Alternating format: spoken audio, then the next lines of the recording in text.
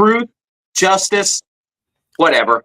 On this episode today, we are going to be talking about the new DCU movie, Supergirl. So grab those snacks, get back to those seats. The lights are coming down. Silence those cell phones as Super Cinema Bros starts now.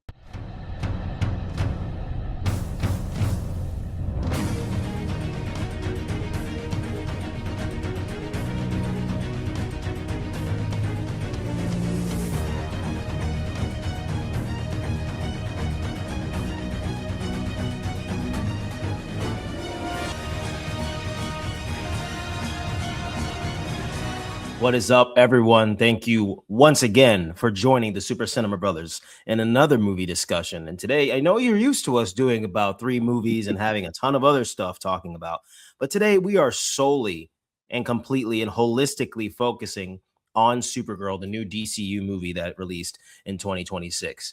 And my buddy James and we haven't really discussed this outside too much, and I feel like we were both saving it really for the discussion.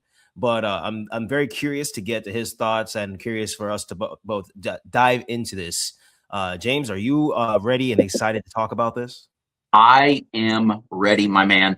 But before we get into Supergirl, for those that are just tuning in for the first time, give you a quick rundown of our show format. So we are going to start this off with 3 current movie topics. We're going to discuss those really quick, and then we are going to get into the main act, which for this episode is going to be Supergirl. So with that being said, Rob, you ready, sir?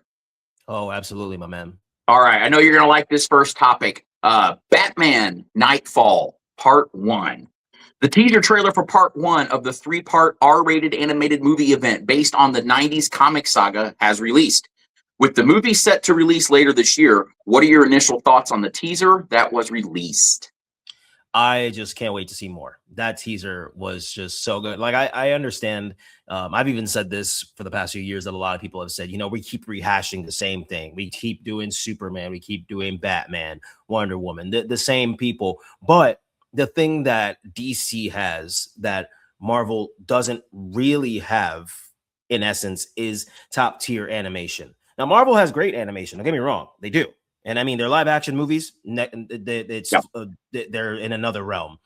Whereas DC's live action movies, not that great. But their animation is in another realm. So both have great sides. And I feel like anytime they do anything animated with Batman or Superman or whoever, even if it's the same thing, it's still great. It's still absolutely amazing. And Knightfall, the fact that it's going to be rated R, it's going to be awesome. It's going to be absolutely awesome. I when it comes to the animation, I've done a run with the New 52 movies, and we'll dive a little bit into like New 52 Supergirl when we get into our discussion. But that run of movies, New 52, oh my gosh, it's like a 16 movie run where it's just banger after banger after banger after banger. Like, their animations are so great. So I have no doubts that this movie, when it releases, is going to blow up within the DC community and just in general the superhero community. Yeah. So, I mean, well, people forget this one thing, right? Because people, and to your point, like you say, oh, it's Batman, Superman, Wonder Woman. But people forget this one thing. Batman and Superman, still to this day, are the 2 most iconic superheroes all time. They're the 2 most known. Matter of fact, was it not just recently Batman got a star on the Walk of Fame in Hollywood? He's the first superhero, I think, and the only superhero, I could be wrong, the only superhero to have a star on the Walk of Fame. I mean, you think you're right, but I don't. Yeah, but either way, he has a star on there. I mean, so there's a reason, and we're going to talk about this later in the episode. But you could keep doing Superman, Batman, and you're right. DC Animated Studios does a fantastic job. A couple of my favorite ones, of course, is the Batman, the Hush animated they did, and then when they did the Killing Joke, that was good. And then, of course, when we talk about movies, I mean, come on, Mask of the Phantasm. I mean, one of the best still to this day. Yeah, I mean, and we talked about one of them. I think we talked about one of them last week. Batman Superman Apocalypse. Yeah, awesome. And then, of course, you have the animated series. The Batman animated series was an iconic and groundbreaking series. It was way ahead of its time when it came out in '92. So, and then the other thing, but circling back to Knightfall, I am looking forward to this because this Knightfall, the Knightfall comic series, and I wasn't a comic book kid, but I was aware of it. I was a Batman and Superman fan, and I remember this was around that time when they did the death of Superman, and so they were looking kind of what was going to be, I guess, if you want to say, what was Batman's version of it, and it was Knightfall, and it was it wasn't to the degree of what they did with the death of Superman, but spoilers for anybody that's not does not know what Knightfall's about or anything about from the comics from the 90s. Short version is this is where Bane breaks Batman's back and he puts him out. And what I liked about this as a kid, was when I had some like the trading cards and you could see some of the stuff for this. And as a matter of fact, any kid from the 90s, we used to have Pogs. And for those that don't know what Pogs were, they were these little cardboard round disc, and you had what was called a slammer, and it was a bigger version of it. And you and your friend would stack however many Pogs on top of each other, and then you would throw the slammer down on them, and whichever Pogs landed face up, you got to keep. And I had some of the Pogs from Knightfall, and I had the Pog that showed the image of Bane breaking Batman's back, and then I had the image of on the Pog was of Batman. I don't know, and I apologize for this, Rob. You may know this. The suit that he's in, the more metal armored suit that they show, it shows him in that suit standing over Bane after he's recovered and doing. I like Batman suit. Yeah. Yeah. And so this was around that time when they were toying with taking their two iconic characters, right? And you had the death of Superman.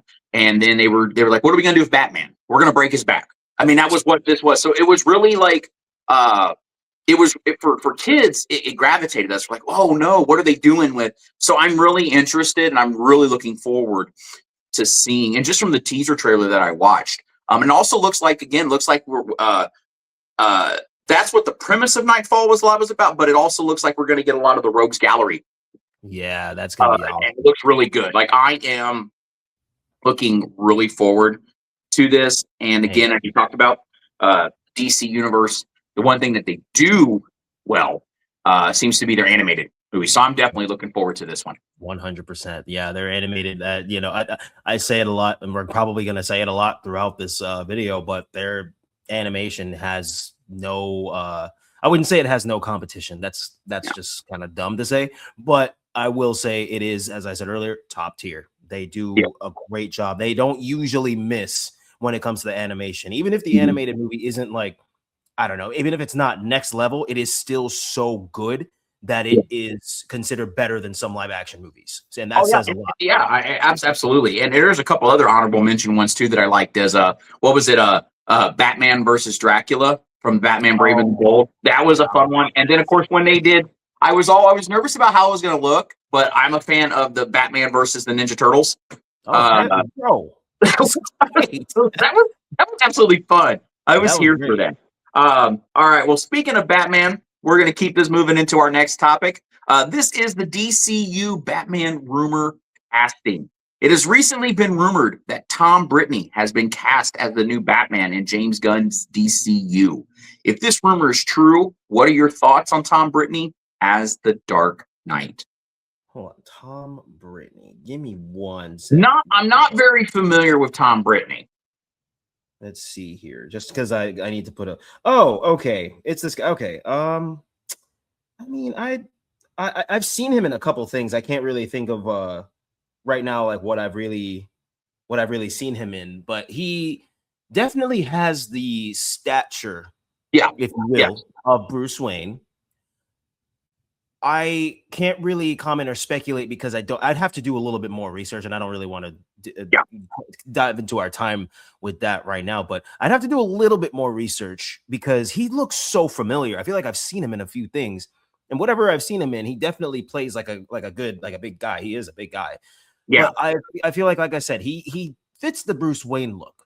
I would like to see him in action and see if he can really, if he could really give that Batman stoic, true, dark performance. Does that make sense? Like some Oh, yeah. people, they look good as a Bruce Wayne, but can they pull it off as Batman? Like with the case in point, Robert Pattinson with Matt Reeves' Batman.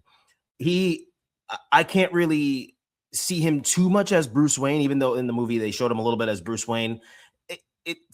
I love the movie. Don't get me wrong. I love it. And I do like Robert Pattinson's performance, but I like him better as that year 1, year 2 Batman. Like anytime he was in the bat suit and doing his thing, I thought it was great. But as Bruce Wayne, not so much yet, but I'm willing to give him more of a chance. Tom Brittany, I'm curious. I'm always, anytime anybody talks to me about things like this, I will always give somebody a chance because you never know what they could do. If he is the next Batman, because we don't know, speculation. If he is, he could be the best Batman we've ever seen. We don't know. He could be the worst. When Ben Affleck came out as Batman, we were all like, "Ha, okay, Daredevil," but he actually impressed me as Batman. I liked Ben Affleck's Batman because it was just different. It was a little grittier. It was a little meaner. He's obviously it looks older. like, not to cut you off, I'm just kind of doing a little quick search here on Mr. Brittany. It looks like he's going to be, if this is correct, it looks like he's going to be in the new Fall 2. I think he's going to be in that. And then I'm also reading, there's some other things that says previous. I'm just going to kind of read you a couple. Maybe these might resonate with you. He did a TV series, Invasion. He was in a movie, Black Box. They say Back in Action. Well, Black Box is this year. I don't know when it's actually come out. Back in Action. Grantchester, Fred, Unreal TV series. A TV movie, Make Me Famous. TV series Spark, and then there's a TV series Outlander. I've seen bits and pieces of, but so that's just kind of a quick rundown. I'm not familiar with any of those. Yeah, I'm not really. I mean, some of them make sense. Like some groups I've been in, they've talked about a few of them, but I personally haven't really seen any of them. But he just looks very familiar. I'm sure there's something I've seen him in. But anyway, to continue this, I am willing to give him a shot. When I just looked him up, there was a comment from him saying, "I know nothing." And anytime anybody says that, No Way Home has spoiled us, and they let the cat out of the bag with that. Right. Andrew Garfield. Oh, I'm not in the movie. Oh, what are you talking about? So I agree with you. Excuse me. What I kind of look at sometimes what I look at is just from the initial, okay, is I look at the face and then I kind of do the, what's that going to look like? If you kind of vision the cowl over him, what are they going to look like? And just from the way he looks, I could see it. And then he's also coming in. I just doing quick things too. He has he's coming in at 6'2", so that's going to be, again, around that area for Batman. And I agree too. I'm going to, if this is true, I think as I always have done, I'm going to reserve my thoughts until I actually see what he delivers in the movie, because it goes back if you think about it. So my all-time favorite movie is 1989 Batman. My Batman's Michael Keaton. Well, it's the same thing with Michael Keaton. He was, before he did the role, he was Mr. Mom, Johnny Dangerously. He was Beetlejuice, and so. He got a lot of backlash. There was a lot of backlash on Michael Keaton taking on the role because it was like, oh, we got a comedian playing Batman. This doesn't look good. But it's what Tim Burton said. He said it was in the eyes. He said you could believe in his eyes that this guy could be Batman. And then, of course, I know it's a debatable topic, but it's a largely, I think, considered thing that Michael Keaton is Batman. I mean, he is, and it puts the same thing with Ben Affleck. I remember when they announced Ben Affleck, it was Batfleck and all this other stuff. But I'm going to be honest, as much as I am Michael Keaton, I enjoyed Ben Affleck as Batman, and I liked his Bruce Wayne. Well, the version that they gave us, let me say this. The version that they gave us in Batman vs. Superman, I liked that gritty, brooding Batman. Of course, when they went to Justice League, Flash, when they went on, they lightened him up. They changed the tone of that character. But that initial of anything that I liked from Batman vs Superman. It was that, and I enjoyed it. So, and the same thing for Robert Pattinson. You look at Robert Pattinson, you're like, this isn't Batman, but let's be honest. One of the best scenes, when you go to that movie, the subway scene, and when he comes through the dark, that I don't care who you are, that's intimidating. That was a terrifying scene, and I agree with you. His Bruce Wayne was, I don't know if I didn't like it, was different. Yeah, that's It was different from what we're used to. But it's the same thing of Christian Bale. I mean, ones that have been criticized always seem to kind of stick the landing with it. And then so we'll see what happens with this. Again, it's kind of been a back and forth of, well, I know nothing. Yeah, I know nothing. But like you said, most time when we start getting to those points, it's just a matter of time before that's officially locked in and confirmed. All right. To our final topic, Avengers Endgame re-release. With the biggest movie of the year, Avengers Doomsday, set to release this December, Marvel is building the hype for it by doing a special re-release of Avengers Endgame in theaters this September. The re-release will have a new title that is believed to be called Avengers Endgame Encore, and will feature new footage and content that connects more to Avengers Doomsday. With this re-release in theaters, do you think it will have a strong return to the box office? And are you looking forward to seeing Avengers Endgame in theaters again? Yes, yes, yes, and yes. I don't know who wouldn't be. Like, I mean, let's be real here. Like, anybody who says no, you're just genuinely trying to hate. I'm sorry, or unless you have a valid, point as to why no, which I will, I'll give you that. But I'm gonna do a little dive into that real quick. Avengers Endgame was so big because of what happened in Infinity War. And I mean, Infinity War was huge because it was like 10 years in the making. It was 10 years in the making. So people were like, that was just so crazy when Infinity War. I can still remember the feeling. I can remember the theater reaction. The trailer when Thanos is throwing a moon. Like, what the hell? Did we think we were ever going to get that? Here's the thing about Infinity War. That's crazy. If you would have shown us absolutely nothing else, like, and I mean, I'm saying this like humorously. If you would have shown us nothing else about this movie, and up until the release, the image or the video, the trailer just would have been Thanos, that image of him throwing that moon, we're still all here for this. That was insane. That was crazy. And I mean, we know about some people who know the comics and seen the animated stuff, but what Thanos can do and stuff. But I mean, to see this in live action, next level. Mm-hmm. And then we have the ending of it, and everybody went crazy. And then Endgame came out. Yeah. That was just so huge. So for them to do a re-release, especially in September, October, November, December, oh my God, like 3 months before Doomsday, that is not only genius, but that is great. Like, it is great because it's going to definitely revitalize people's no, I wouldn't say that people have lost the love for Marvel. It's just that there is I don't have it, but there is a thing called superhero fatigue, unfortunately, for a lot of people, which I genuinely cannot understand it, but that's just me. That's how people are different. Sure. And I think that this will revitalize a lot of people's hope in Marvel, because if they're, especially like you said, they're going to re-release it with some new footage that tailors more towards Doomsday, leading more towards Doomsday. That is literally what we've been asking for all year. Give us more trailers. Give us something else. Show us a little bit more what's going to come from Doomsday. Don't give me the whole thing, but just give me something else. Give me you released like 4 different teasers that showed us a lot of different characters. We know that this is going to be like the culmination of heroes. Like, there's going to be like 40 plus characters in this. So it's a big comic book crossover event. I mean, come on, duh. But if we're getting new footage, oh my God.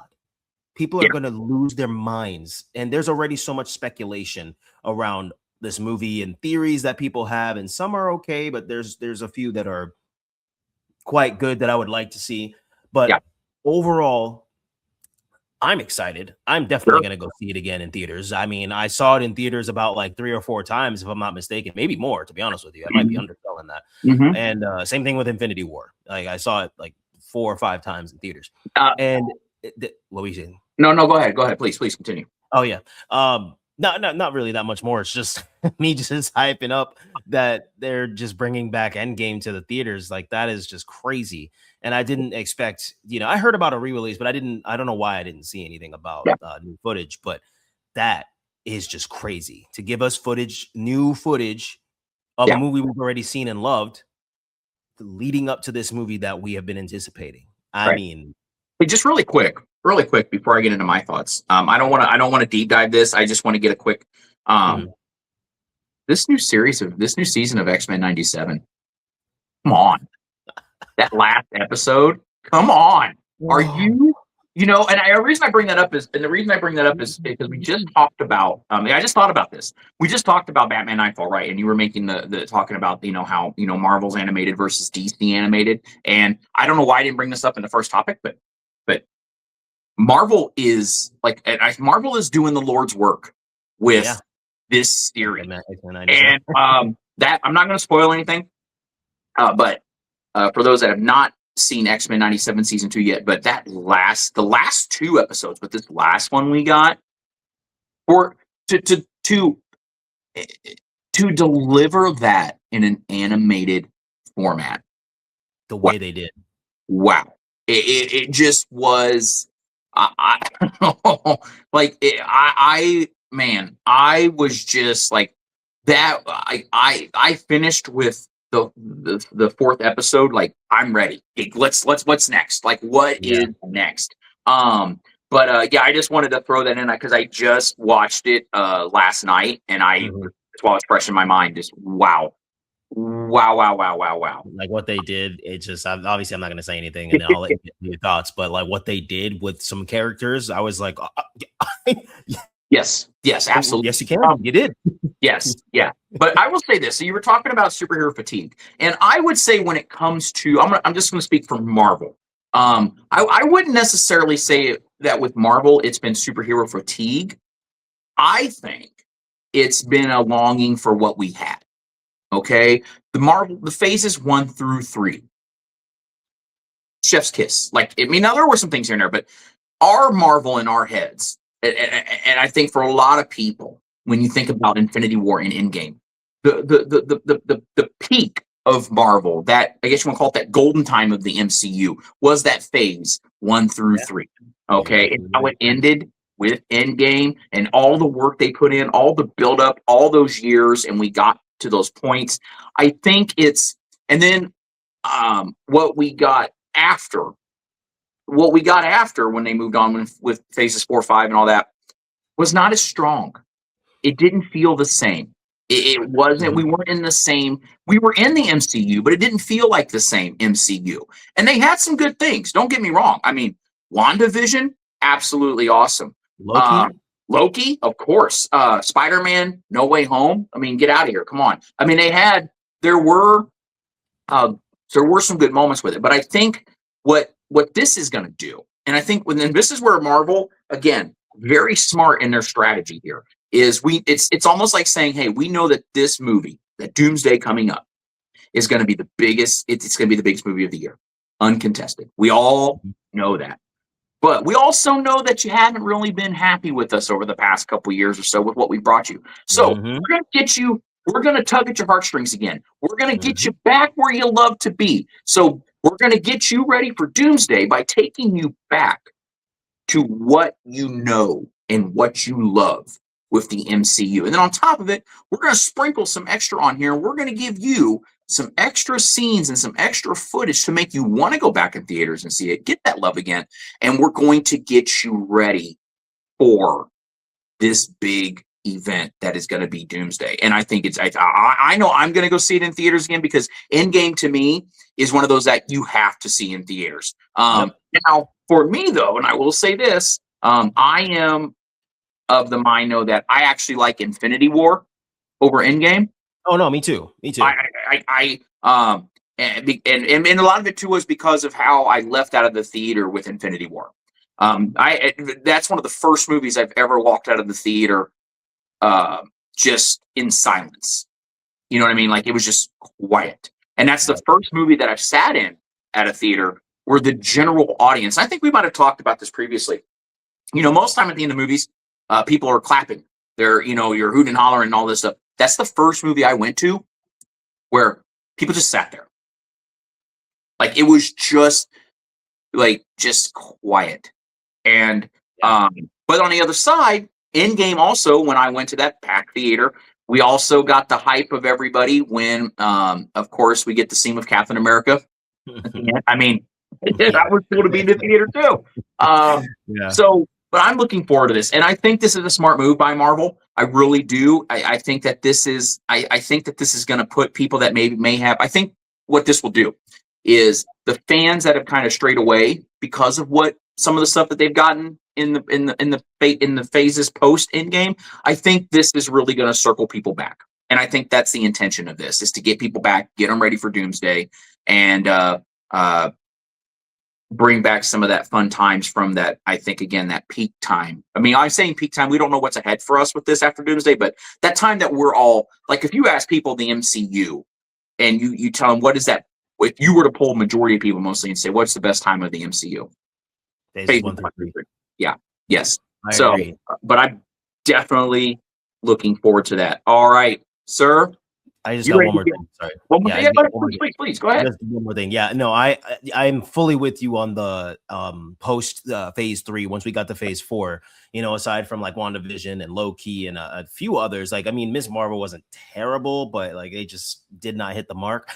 I will say that Shang-Chi and the Eternals did not get the love that they deserve, and I'll end it on that. They did not get the love that they deserve, and I love those movies almost as much as I love some phase 1 to phase 3 movies. And we can maybe do another video on that, because I have a lot to say about the new phases, because there's just so much. And my main thing that I'll say, and then we'll finish this off, is that one major thing that they strayed away from, which is what made phases 1 through 3 so great, is connecting everything properly. These new phases, it's like, okay, they brought in these people and then never touched on them again. They brought in new people, never touched on them again. It's just like they had such a great stuff. I'll just to kind of piggyback on that. I agree with you on that. But here's what I also think: they didn't give us characters that we connected to and cared about. Yeah, that too. I mean, you think about it. So go back to phase 1 through 3. Okay,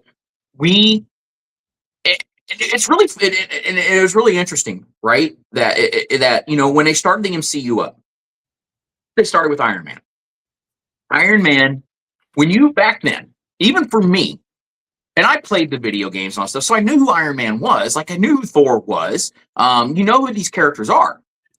But you would have said to me before Iron Man, you said to me, just quick lightning round, Marvel. What's the X-Men? The Spider-Man. It's the Hulk. You would not have, pre-2007, 2008, you would not have said, oh, Iron Man, Black Widow. You would not have said Thor to that degree. Even let alone Captain America to that degree.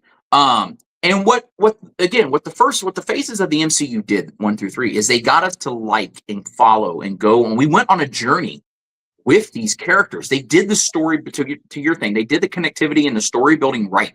And for example, they gave us a lower tier hero in Iron Man, and they made Iron Man this iconic, and also a lot of it too was with the way Robert Downey portrayed it and did. But I mean, you think about it, we followed to the point here to follow Iron Man's journey from where he started from the first movie to Endgame. The thing that Marvel missed is those kind of characters after. That's the thing, is that it's the connectivity, yes, but none of the characters. I guess you could say Scarlet Witch, you could say that perhaps, but none of the characters we connected with the same way that we did. And I think a lot, and I think to go to this too, I think, again, this is why I just said we're doing Avengers. They're doing the re-release. Yeah, they want to get you connected back to those characters you know and you love. And I also think too, this is what Doomsday I think is going to do, because you're going to have those characters back. You're going to have some new people. You're going to have some new faces in there, I'm sure. But they're putting the band back together, if you will, and they're going to deliver. I think they're going to deliver very strongly on that. But continue, please. But that's just what I think. It's also the character. We don't have identifiable characters that we care about to build with and grow. No, that's pretty much it, man. It's that the connectivity that ties in with connectivity, characters that we care about. I mean, they started to make it to where we like, oh, okay, I can get into this. All right, cool. And then they just go to something else and they don't even touch on it. Right. That's what I think is what really, really, really drove people away. Is not being able to connect with people. That's what fantasy and lore and these movies and TV shows are all about, is helping us connect with these people to escape everyday life and like be like, oh wow, like, you know, there's more to it than just this, that, and the third. And we just have no real connections aside from, again, Scarlet Witch, because I mean, she was part of the early phases too. Well, I would also say too, we connected with Loki. Yeah, Loki. No, we connected with Loki too. Yeah, and then of course WandaVision. We had that connectivity with Wanda and Vision. Yeah. So like I said, there were some sprinklings here and there, but the overall connectivity, I think, just missed the mark. And I think, but I think the re-release of Endgame, and I think following that into with Doomsday, we don't know what's going to happen after that. But I think just in that right there, I think we're going to get people. I know me for sure. Like I'm looking forward to going back to see Endgame in theaters again and get back to that place in the MCU. And then I'm looking forward to what we're going to get in Doomsday. So I agree with you, sir.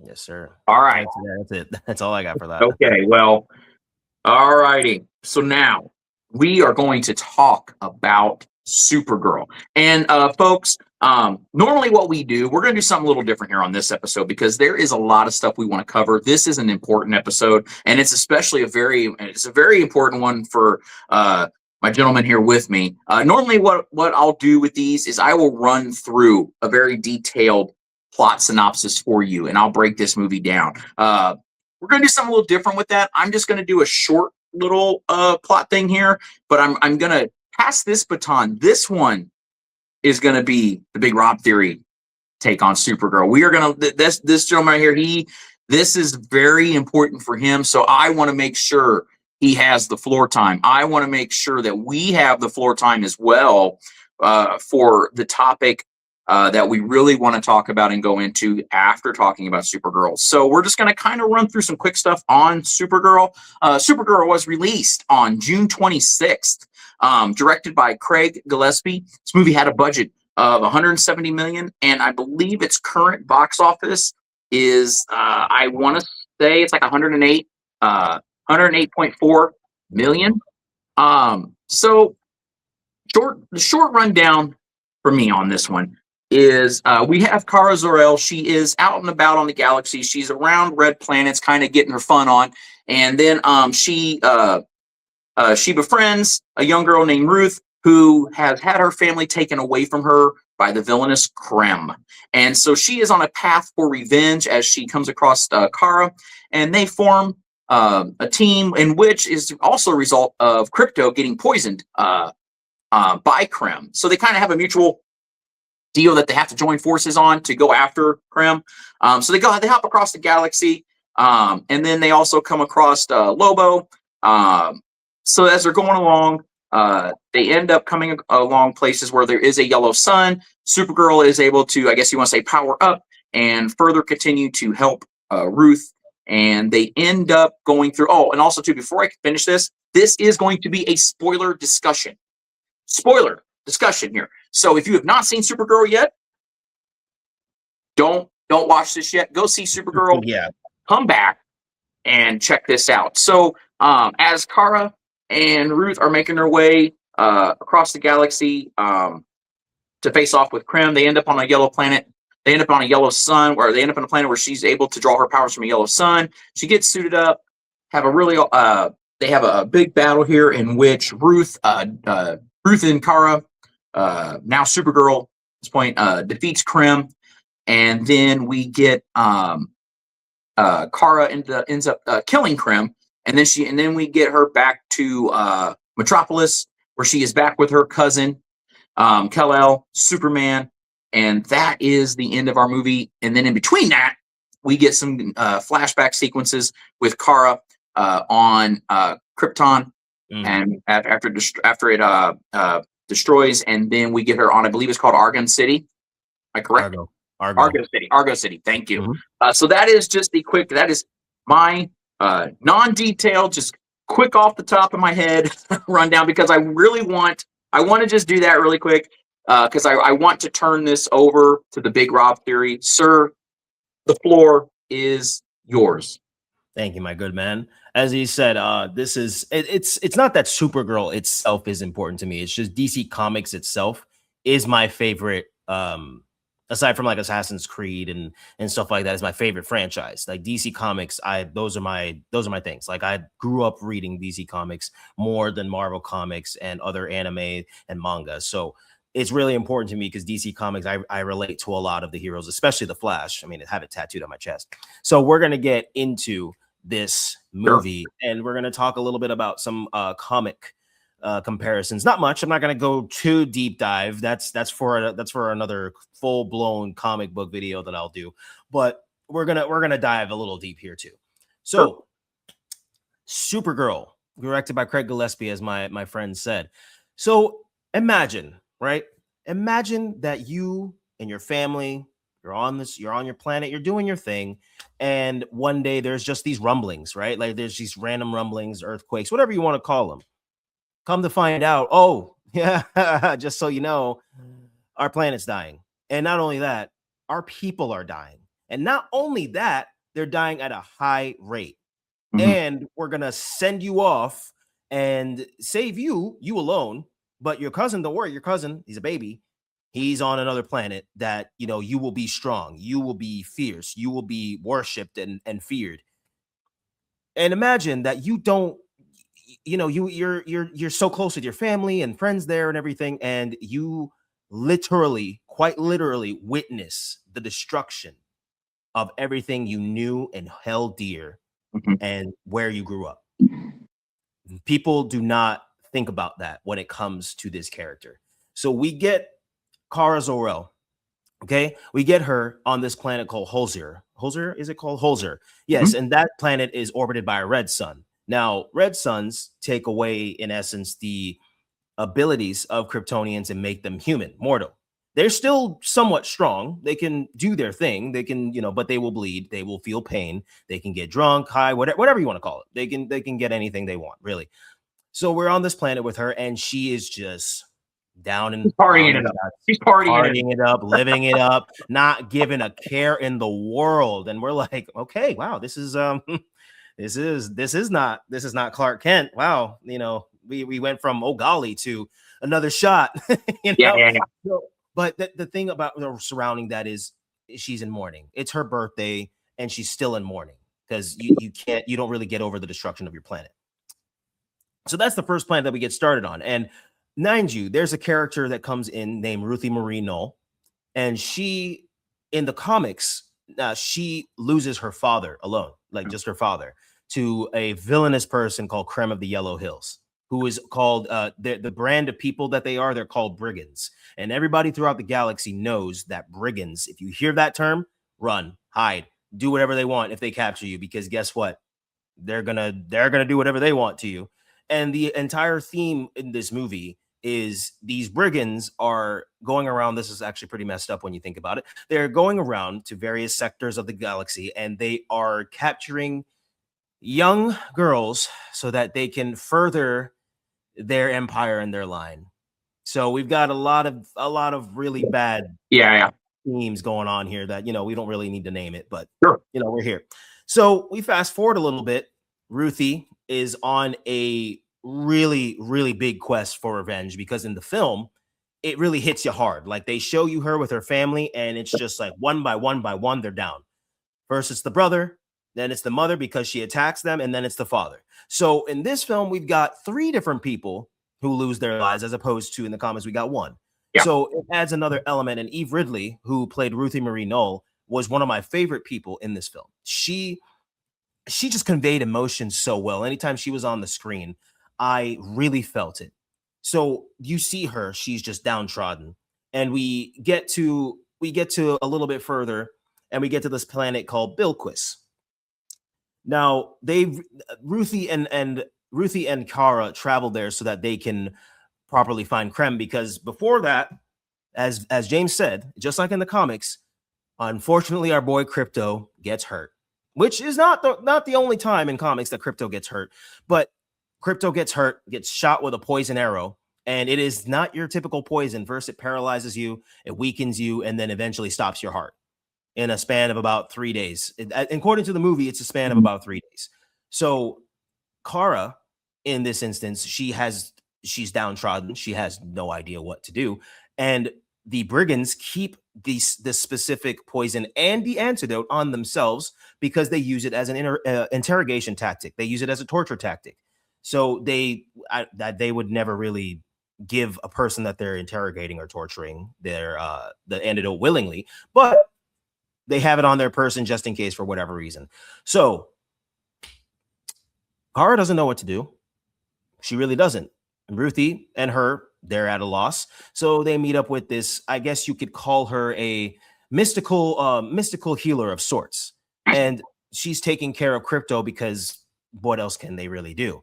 And that scene in the movie is actually pretty heartfelt, because we have a dog and he's started having seizures a few months ago. So that really just stuck with us a lot when we saw this movie. And I think that was what gave more of a love for the movie for us, because of that, that whole notion about Crypto and being injured and trying to find a way to heal him. So fast forward a little bit and we're on this planet, Bilquis. And actually, it is named in honor of an artist, Bilquis Evely. The city of Evely is also known as a major location on the planet here in this movie. So I think it's pretty cool how the people in this movie and everybody involved did that. They incorporated several different things in honor of people who have either worked on the film itself or who have worked with Supergirl, the character itself. So we get to this junkyard kind of bus thing in space that it's just a transport, really. And this scene is a little silly, in my opinion, a little silly, but I like it because throughout the film we see Supergirl progress, right? We see her be her party girl self. She's not really giving a care in the world. Then something happens to Crypto. Okay, I've got to lock in a little bit, but I'm still going to be a little bit of a drunkard. And I have this girl following me, even though I don't really care that much about her, but whatever, I'll defend people, fine. And she goes and she frees and helps these people that are getting attacked by these Scalaran raiders that show up on the ship, and they're stealing their valuables. Mind you, she's been on a red sun the whole time. And finally, we're around a yellow sun, which, as James said earlier, is what powers them, which powers Kryptonians. So she finally starts getting a little bit more of her powers back, getting over her big hangover that she's had majority of the time. And we see her start doing her Supergirl badassery. And I love that. I love that in the film. It's a little bit different from the comics because there's a different events that transpire in the comics, right? Like they didn't adapt it shot for shot, panel for panel, which you don't really need to do. But throughout the film, it is definitely different of a theme than what's in the comic. Case in point with her father and her family. That's a big plot. That's a big plot point because that's what sends Ruthie on her crusade. And her whole thing is, if you can help me, I will give you this sword. And it is her father's last sword that he made. So that's very significant in the comic as well, is the sword. And you see Supergirl in the comic, she's got the sword in her hand, and this is the sword here. And it's a little bit different of a look that they have for Ruthie in the comic and in the movie. But hey, we're not going to get into all of that. So throughout the film, we get Jason Momoa as Lobo. We've run into him. And man, I gotta say, I don't know how you feel, James, but I think that Jason Momoa was just genuinely playing himself. Like he was just playing himself as Lobo. It's just he embodied that character very well, despite the fact that I feel like he should have gotten a little bit more screen time. But he's not necessarily involved per se. He's involved with Supergirl, Superman, the Justice League. He's an anti-hero. He's around, but not necessarily directly connected. But I do like that they brought him in. Sure. And we fast forward a little bit and we get to the final planet, which is Barrington. Now, this planet is very interesting because it's orbited by two suns. Mhm. One is a yellow and one is a green sun, which is a kryptonite sun, which is a big, massive weakness to Yep. Kryptonians, which Yep. is what killed the Kryptonians. It was like green fever is what was killing them on their planet. So this planet, it's great because it gives her power, but it also can literally kill her, which it kind of almost does here. Yep. And again, throughout this film, there's different instances where she is with Ruthie, and you see her starting to warm up and soften up a little bit. She gets tricked in the movie too, and drugged and taken prisoner because these people, they wanted to rescue their daughter from the brigands, but Yeah. that's not what they had in mind. So you're desperate when you want to save your children, your family. It's understandable. But the action throughout this movie, while a little bit silly at times and gimmicky and comic book looking, which it's a comic book film, was enjoyable, was very enjoyable. And we get to this final planet, Barrington, and this is where we get the culmination of things. This is where we get to the nitty gritty of like the comic and the movie itself. We get to where Ruthie is, in prison with Lobo, and she finds a way to manipulate a guard so that she can get out and then freeze Lobo so that she can find Krem. Her sole purpose is to get revenge on Krem. Whether she can or not, she is going after this man because he killed her family.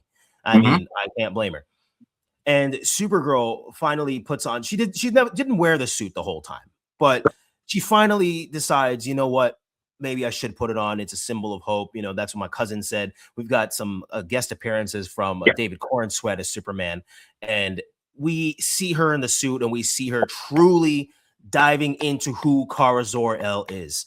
And her Kara reminds me a little bit of Batman Superman Apocalypse Kara, how she didn't really want to be a hero at first. She was kind of just like, okay, I'm going to do my own thing. And then eventually becomes a hero.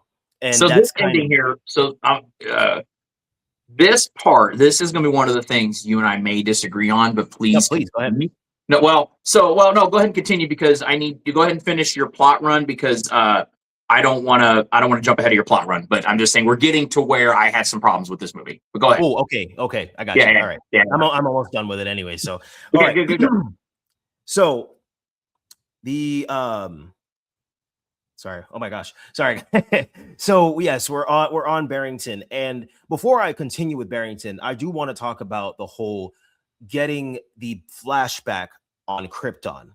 That is so crucial to me because a lot of people going into this film, they're like, well, why do we need a Supergirl film? Who, granted, we didn't ask for one. We didn't really ask for one, but I do think that it is significant in the DCU, especially with what James Gunn is doing, even though this was directed by Craig Gillespie, not James Gunn. Yeah, Craig Gillespie, guys, not James Gunn.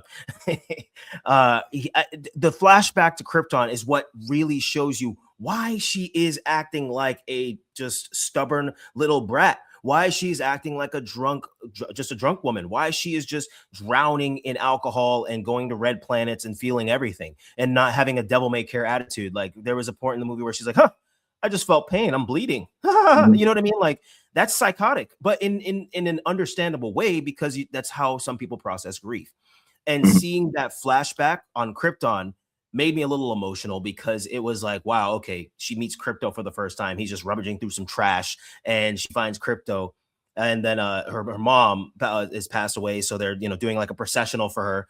And it's just the whole thing, seeing how her father, the brother of Jor-El, just created this Argo City, created that force field and like lifted, saved Krypton, that portion of Krypton, which is it's pretty comic accurate. There is an Argo City. And what happens to it is pretty similar too. Yeah. And it's just seeing that too, like, oh my God, the whole planet's destroyed, but at least we saved this amount of people. And then never mind. So it just plays a lot of testament to her character. But anyway, we're gonna fast back forward to the final to Barrington, the planet. And this whole scene,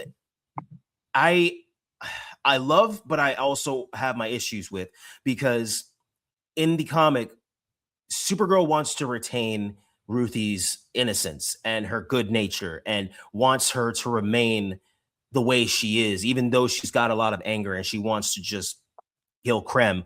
There in the comics, he gets sent into the Phantom Zone and he's there for a long time, and then he comes back out and he's like, "Oh my God, I can't believe I did that. I had so much time to think, and I could not believe I did that. You know, how could I have ever done something like that? Blah blah blah blah blah. You know, resentful, regretful, all of that."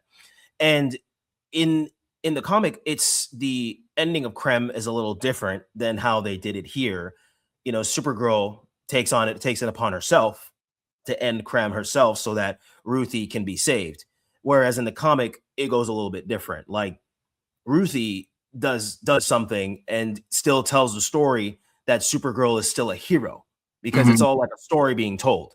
So there's a lot of differences with the movie and the comic, but for them doing their own thing, I think that they did a good job. And with this final scene, like I said, that I had a little bit of an issue with, it's just the way how Krem was portrayed at the end and the way how Supergirl and Ruthie, they were interacting with Krem and the brigands. And I like that they released the slaves and everything. You know, of course, I'm all about freeing people. But I feel like we could have had a bit more of a climactic ending, especially if they wanted to try and keep it close to the comic. They really kind of didn't. But Lobo being involved in this movie, I mean, if you took Lobo out of the movie, no, you need Lobo in this movie, but I just wish he had a little bit more screen time. But all in all, there's another thing. There's like a super horse in the comics, and when that thing comes in, it is like you're reading the comic and you're like, what is this? In the best way. What is this? Because that super horse plays a pretty pivotal role. And in that end scene, I could have seen where they could have put it in, but it wasn't there, which is fine. But I just feel that overall, this film did introduce Millie Alcock as a good Supergirl. It was great, absolutely great as Ruthie. My only thing is I just wish that they would have fleshed the story out a little better to where it really came full circle. And the story ends basically with Kara coming back to Earth and meeting with Clark and being like, you know what? I think I'll stay for a while. Yeah. And that is basically the end of Supergirl in 2026. We've got Supergirl and Superman together on Earth. Who knows what's going to happen next? Good. Very good, sir. Very good, sir.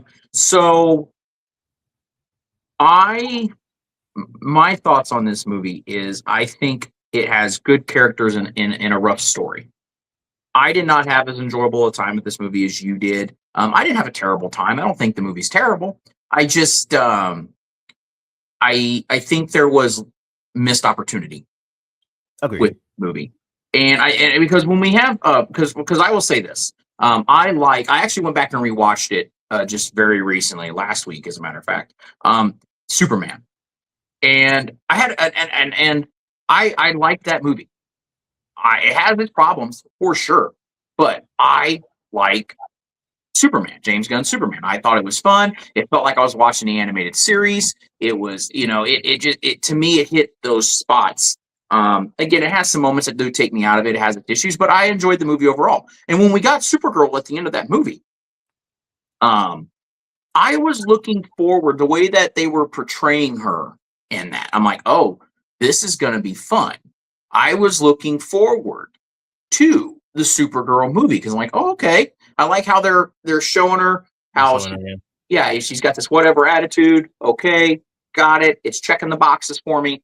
Let's get there. And I like that they went with Supergirl. And because I think, again, I like where we're going with some things where we're not just doing like, okay, we're going to hit them with Superman. Now we're going to hit them with Batman. Now we're going to hit them with Wonder Woman. Like, they're not throwing the heavy hitters out there first. We're kind of going in between some of that. And I think that introducing Supergirl in this way, and I think for a couple things too, is this is also a good way to get us on the board with a strong heroine character. I really that's what I think with this movie. That's where I think the opportunity was missed with this. But understanding why they chose this movie as the next stop in the DCU. But again, it's been my gosh, 20 or no, I'm sorry, 42 years. Because for me, growing up as a kid, Supergirl was Helen Slater. Helen Slater. Yep. Yep. And there's actually a really good documentary on that movie and what could have been with that. And that was our last, that was our last and only live action interpretation we got. And I like Helen Slater as Supergirl. I mean, absolutely awesome. But the movie itself is it's not a good movie. Yeah, it's not a good movie. But so I think it just stood to reason that you would deliver Supergirl.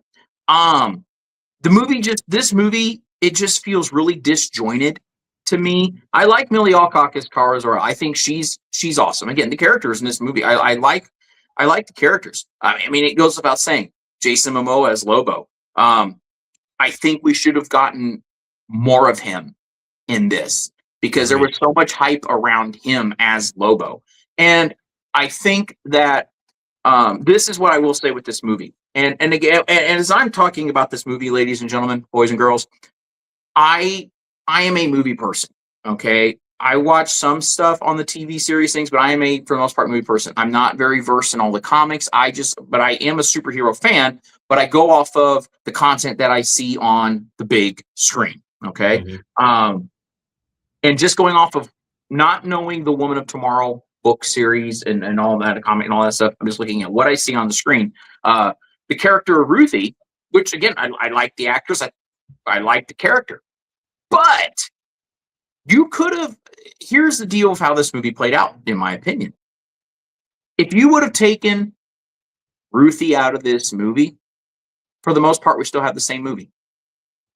It's still the same movie to me. Because here's my problem with this, one of my problems, is that, and I understand, you have to have a way to get Supergirl involved.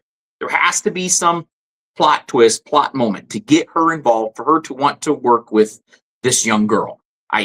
You have to have something that does that. Okay. But once we interject that, once Crypto goes down, to me, the movie just felt like Supergirl saving her dog. And Ruthie's just right here. We're going to throw her in a couple minutes. It's like, hey, remember me? I'm still here. But now we're thought on, oh, we want Crypto to be saved. We're now here about this dog getting saved. And when we open up this movie and we see Ruthie with her family, it's intense. It's like very intense. Yeah. This is how we're starting this movie off. And again, I understand you have to have something that gets Supergirl involved. I just wish on this that they would have really honed in more and really centered the story more around Ruthie and her quest, and like they did in the comics. Yeah. Right. And then Supergirl, Kara trying to save Crypto, it's there. We know it's there, but this story is about Ruthie, because in this movie, as it goes, you see the relationship with Ruthie and Kara, where Ruthie is, she wants this revenge. She wants to go kill Krim. And Supergirl is telling her, as this movie goes, that's not, revenge is not going to help you. It's going to make, it can make things worse. It's going to take you down the wrong path, and this and this and this. And I really wish the story would have been really honed in around Ruthie and that part of it. Because if you think about it, once we interject Crypto, I mean, this movie could have just been, and I think this would have been a fun movie too. And I kind of was wondering with the early trailers, I thought this is some of the path they were going to go. I really wanted Lobo and Kara to have a buddy cop thing.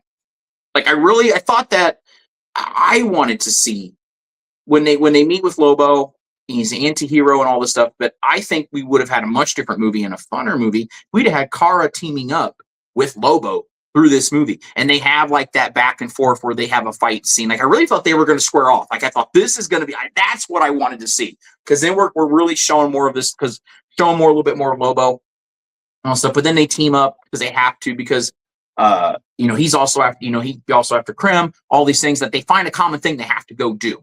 Okay. And I thought that would have been a much more interesting story to me to have them go. But you could have taken this story, but just what I think they just for me, they just kind of, once Crypto's interjected, Ruthie's just kind of like, she's just kind of side character to me, almost in a sense. And I think that if you would have taken Ruthie out of this movie, and then you've got to team up with Kara and Lobo, for the most part, you've almost got the same movie, but you could have had a little bit more interesting of a movie with that team up. However, I also think that if you would have had, keeping the movie as it is, okay, if we just would have brought Lobo in some more to team up with them, because I like the scene in the prison cell between him and Ruthie. Like, give me more of that. Like, that's what I'm saying. This movie had opportunity. There's good things in this movie. But I'm going to get to, but I want to get to my biggest complaint with this movie. Yeah, go ahead. My biggest gripe, and again, this is a spoiler, and that is Supergirl killing Krim.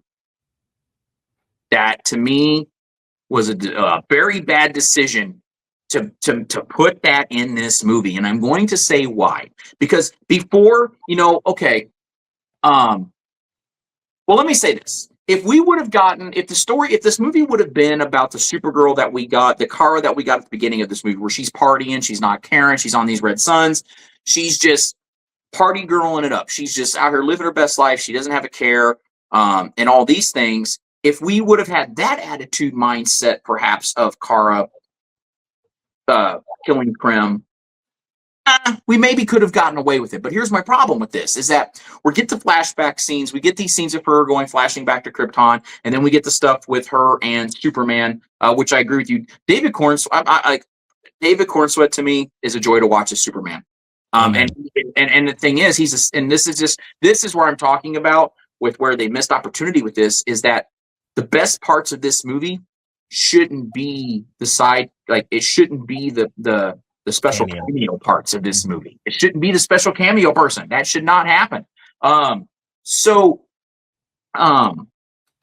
Just my problem is this, is that when we get to that final scene and she's starting to have her hero moment and she sees the outfit there, and we get that stuff where she says, I think she says something about Clark says it's for us to show that we're the good guys, or that they know we're the good guys, or something to that effect. There's a line in something like that, and she's having right, and she's having this hero moment, and then she's in costume, and she's having her, like, this is her glow up, this is her thing. She's doing this stuff, and to have her kill Krim, to me, I just felt we have all this build up. She's telling Ruthie, don't kill this person, because this is what's going to happen to you if you do. Mm-hmm. And then she waits for Ruthie to go away, and she just shanks him. She just literally, like we're in a prison yard, she just shanks him.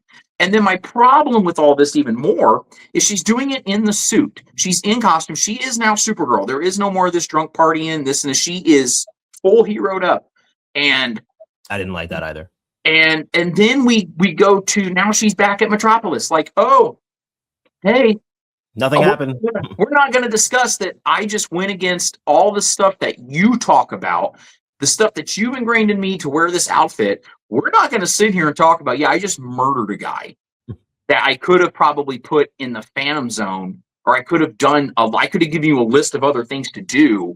And I would have totally subscribed to the Phantom Zone thing. I think that would have been like, it bothers me that here she is telling this young girl, don't do this, don't do that, don't be this. And then when she's heroed up, she turns around and does the one thing. I think that was a very poor choice, because that should have been the moment right there where she herself realizes who she is and who she's supposed to be and all of these things, because then that would have made it when she goes back to Metropolis and she's there and she says, hey, I've understood whatever they could have said, this and this, and I'm going to stick around for a while, and I understand why you do what you do, and and all these things. I think that would have been a better choice. And then the other thing that took me out of this is the needle drop moment, and with the song that they selected for this. And I know that it has been made fun of and different things, but it's not even counting that. that took me out of it as well. I like the song, and I do like the song, but it didn't fit. This movie again. What's his name? Craig Gillespie directed it. But here's the thing. This kind of goes back to what we talked about with Star Wars, right? Craig Gillespie directed this, but James Gunn is still in charge of this universe. Okay. Yeah. Same thing with Star Wars. When we had J.J. Abrams come in, he delivers with Force Awakens, and then they turn it over to Rian Johnson, and Rian Johnson just says, I'm going to do my own thing. But you still have these people here, Kathleen Kennedy, J.J. Abrams. They are still in charge. Lucasfilm is still in charge of this. But you just let the person do their own thing. That's one of my other problems with this movie, is that James Gunn should have had more. You say, okay, listen, this is what we established in Superman. No, these are the bullet points of what we need to get with Supergirl. Do your thing. But I need you to be here with these things. And this movie also comes off a lot like a Guardians of the Galaxy movie. Which, I mean, I guess, James Gunn is involved in DCU, so you can understand some things, but it just, they were trying in this movie to give you those moments like in Guardians and all that stuff where the needle drop in the music and the soundtrack, and it just didn't work for me in this, and I'll give you some comparisons. Even though I don't think the movie is a really good Captain Marvel. To the scene at the end where she powers up, has her heroine moment. And they played, it was No Doubt's I'm Just a Girl. And for me, it fit with that scene. It fit with that. I thought that was such a fun time in that movie when she has that needle drop moment. Okay. For example, X-Men, the animated series we just talked about, X-Men 97, in season 2, episode 2, and not to spoil anything, but just a quick thing. The needle drop moment that Jubilee has. Oh, man. In the X-Force facility. The music. Those, to an example. That's just, again, another example of that needle drop moment. When that hit and she's in that facility doing her thing, I'm with it. I'm like, this is hype. Because a needle drop moment, and the song is supposed to, when they select the music and they put it with the scene, that is supposed to get you in it. It's supposed to give you a fun time and a fun ride, and you are here with, and it's supposed to make it a memorable moment.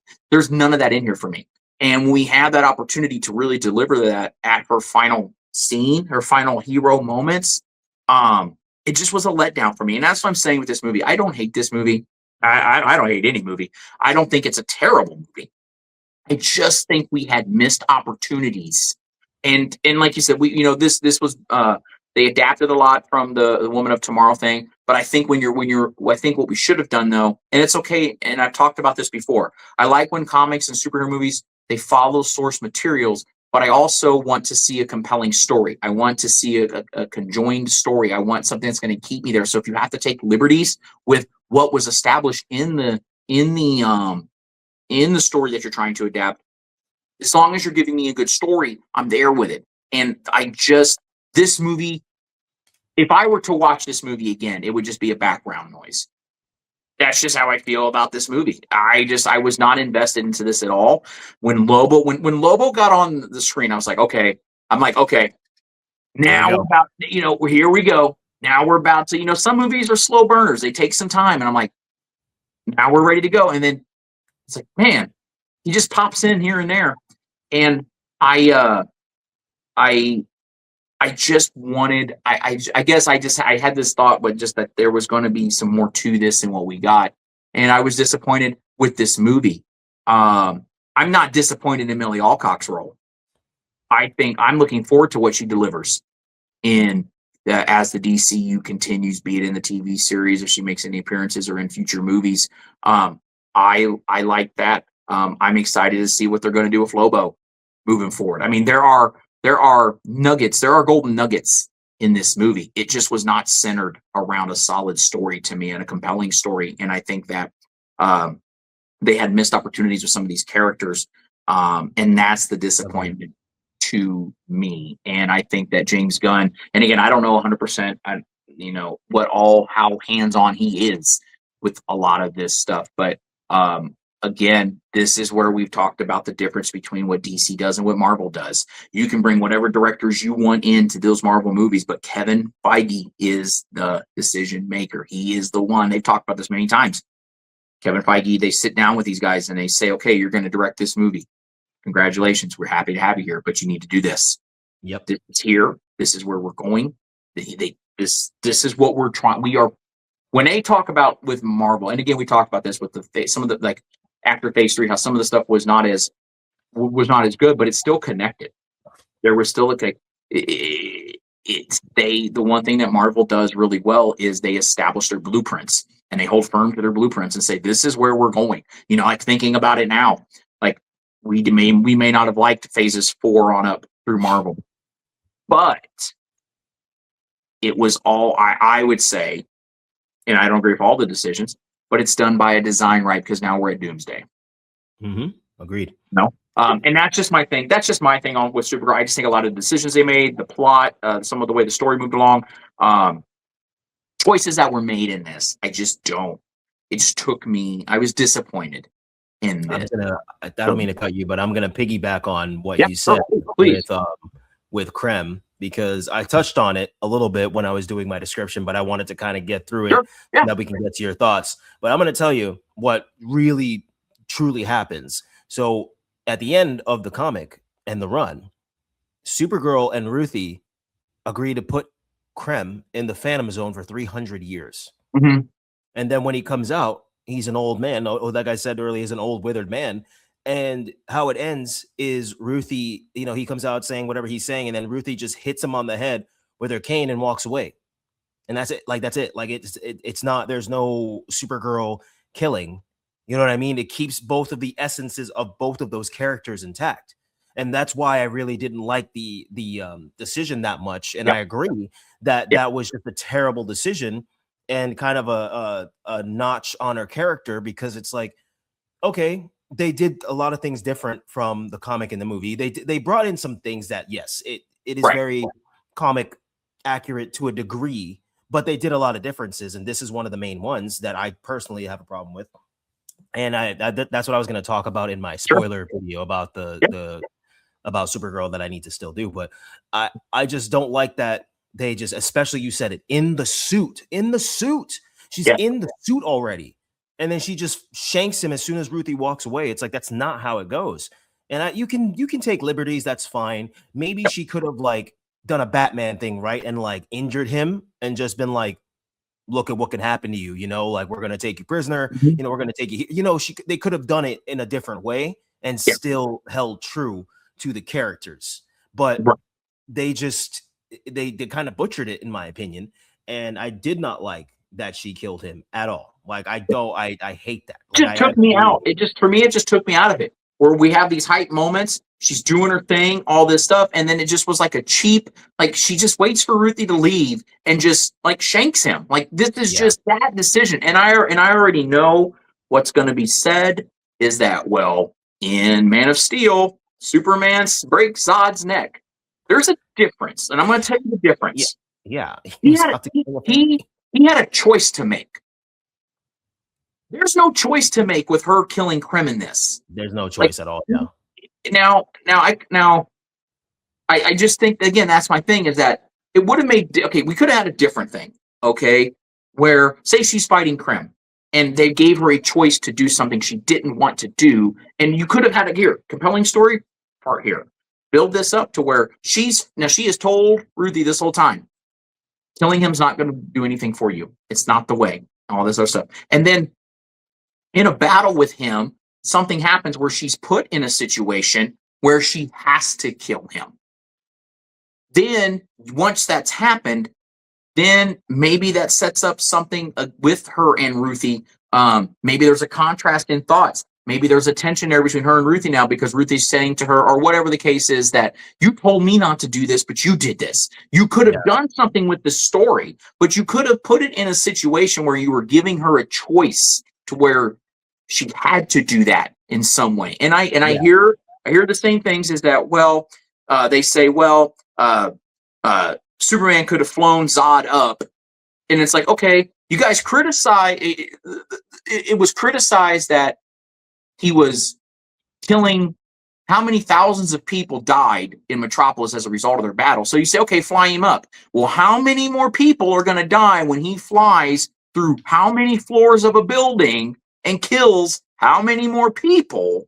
And I like, what I liked about that scene was that he had to make, and David Cornsweet's Superman touched on this at the end of Superman. He says, I'm human just the same as everyone else. I'm kind of paraphrasing some of the stuff. He said, the choices I make, decisions I make good decisions, I make bad decisions. I have to deal with them like any other person on this earth. Yeah, I love that scene. And yes, exactly. And and to kind of go to the thing, that's how I felt with that scene in Man of Steel. He had to make a choice as a person of Earth. He made a human decision. And in the moment that it happens, he instantly regrets it because he knows that's not who he is. That is not the symbol of hope that he carries on his chest. There's a difference. When she kills Krem, it's just whatever. I'm just going to walk away from this and I'm going to go back to Metropolis and all is happy with the world. I got my doggy back. Yada, yada, yada, blah, blah, blah, blah. There is no thought to, I just did this. There is no moment to say, was I wrong? Why, there was no thought to that at all. And here is this, and what bothers me with it too is you have this godlike being that decided to wait and shank the person. Yeah. You have the power of God, and you that was what you chose to do. And but again, to go back to when Superman is fighting Zod, these are two godlike beings with the same powers, and Superman can't stop him. They're the same power, and Zod says you have to choose. And I'm paraphrasing things, but he's putting him. He put Superman in a hard place to where he had to choose. Yeah, Kara in this movie was not in a place where she had to choose. He was defeated. He's not going anywhere. Yeah, he's done. The fight's over. He's not threatening. He's not laying there. There's not any kind of moment where he said, if you don't kill me, then I am going to kill. Like, he's not pointing a laser at anybody or anything. He is down and out. And I think that there could have been a decision like you talked about. Put him in the Phantom Zone. There could have been something to do with that. Or I'm going to really deep dive out of this. So I'm going to really take it a step further. This is where we could have had some really good connectivity. Maybe by this point, and I don't know, you could probably tell me this. What is the time jump from Superman to Supergirl? How much time has passed? I'm going to say I could have really used your help with the last guy. I remember he said that. So that tells me that probably wasn't that far away. Maybe I'm going to say maybe a few months. Okay, well, some time. So yeah, maybe like 8 months. I mean, if they wanted to set this up another way, here's what you could have done. Because you have Mr. Terrific. Now, now Luthor's in prison, right? I mean, Luthor is away. Maybe Mr. Terrific, and they come together and they have found a way to maybe perfect more or create more of that pocket universe that they had in Superman. Okay? And maybe they find a way to use that as imprisonment. Okay? There could have been something, if you really wanted to take this story, where she could have taken Krem, and they could have really built some connectivity, or maybe she takes Krem back to Earth and has him as a prisoner. Mr. Terrific puts him in that pocket universe, and that's where maybe they could have done something. You could have, there's a whole list. Like, if you just sat down with me and said, okay, what are we going to do with Krem? Here you go. You could have done that and would have brought some more connectivity to the DCU. I know I'm kind of reaching really far out there, but my point is, we had other ways to go except for that part. And that just bothered me with that decision that they made. That could have been a much better ending to that movie. And then her going to Metropolis and being with him would have been a little bit better as opposed to her killing him, shanking him as the person that wanted to exact revenge on him, walked away. And then she just goes there, willy-nilly. Oh, hey, Clark, how's it going? Well, it defeats the purpose. Well, it kind of contradicts itself, too, because here she is talking about, and again, I definitely understand. There is a contrast. There is a difference between her and Superman. And I like the differences, okay? He is the Boy Scout. She's the party girl. She doesn't take things as seriously as he does. And I think that this would have been a really good opportunity in a moment for her to reflect on that and say, you know, I'm not my cousin, but I wear this symbol, same as him. There's a responsibility to this symbol. I don't agree with everything my cousin does. I think he's too goody. He's you know, whatever. He's a dork, whatever you want to put it as. But he wears this symbol, and we are the good guys. And I may not agree with everything, and I may have my problems with the world. But when I put this on, and I have this symbol on my chest, there is a responsibility to that my cousin has shown me. And that would have been a moment for her to grow as well and understand the levels and understand the responsibility, especially having that young girl with her to say, okay, I have to do this. I have to be this. I'm showing you this. I still don't understand all this myself, but there's a reason why I wear this. And this is why. And it kind of goes through. So again, another example. When we get to Captain America Civil War, okay, and T'Challa has that moment where he could kill Zemo, okay, because Zemo is responsible for his father's death, okay. So it kind of goes to some things, right? Where you talked about earlier how Kara she's bitter, she's got the way she is because her whole civilization, her family, all this stuff was taken away. Here's T'Challa, Black Panther, watched his father die right in front of him. Okay, he is now faced with the man that killed his father. Mm-hmm. Okay, or is responsible for heading and doing all that. There's no one there to stop him. It's not going to happen, and he chose not to do it because he understood his responsibility. He understood who he was. He understood the greater good of what everyone else was trying to do. And he took that moment to set aside his grief, his pain, his frustration, his anger, because he knew as king, he had responsibility to the greater good. And that's the same thing that should have been established with her on this. Now, is she at the same intellectual level and the same kind of things as King T'Challa? No. They're totally different. They're totally different things. But my point is, he was given a choice. Same with her. Choice, and he understood the responsibility. She was given a choice. She didn't follow the responsibility of what was there. Like, he understood the responsibility of the Black Panther mantle and what his father did before him. And there is a lot of history. There's a lot of story with that symbol for her and her family. And she didn't follow that. That's my thing with this. But do you have any more thoughts to Supergirl before we get into what I know what you want to talk about here? No, and that'll be pretty quick too. Oh. But no, man, the more that we sit and talk about it, the not upset I get, but like the more what's the word I'm looking for? It's just the more immersed that I wish that I got in the. Well, I mean, I was very immersed in the movie. I still love the movie, you know, despite my issues with it and its flaws. I still love the movie for what it is and the nature behind it and the theme. But I really do wish that they went with that, because I feel like if they did that, they didn't have to do the exact thing where Kara and Ruthie put him in the Phantom Zone for 300 years, and then he comes out and she whacks him on the head with a cane and walks away and says some slick thing. And you know, they didn't have to do that. Like you said, they could have done a Mr. Terrific thing. Hell, even if they didn't do that, have someone else, maybe Lobo, be like, the main man. He didn't even say his line. The main man. Lobo could have taken him. Lobo could have taken him and said, "Hey, you know what? The main man's got him. I'll take care of him." Yeah, you know, absolutely. Easy peasy. Take him off somewhere, and we'll just be like, all right, he's with Lobo, so he ain't going nowhere. You know, or let's just say this. Let's just say we wanted to keep that in there of her killing Krim. Then don't give me the story with her and Ruthie. Give me a different take of Supergirl where she really just doesn't care. She is just in this world. And then you could have gone the other way with it where, and I'm not, and you know, and I get it. We got to get her in the costume. We got to do all that. But I'm going to be honest, with the way she was playing this role, there wasn't a part of me that was like, oh, I need to see her in the costume. I was Not like, you yet. know what? I like this look in the coat and the regular clothes and the head. I don't need all my hero. I understand it. It's that, like, that's what you want. I know, I get all that, but it'd be like, for example, if you gave me a compelling Batman movie, I don't need Batman in the outfit.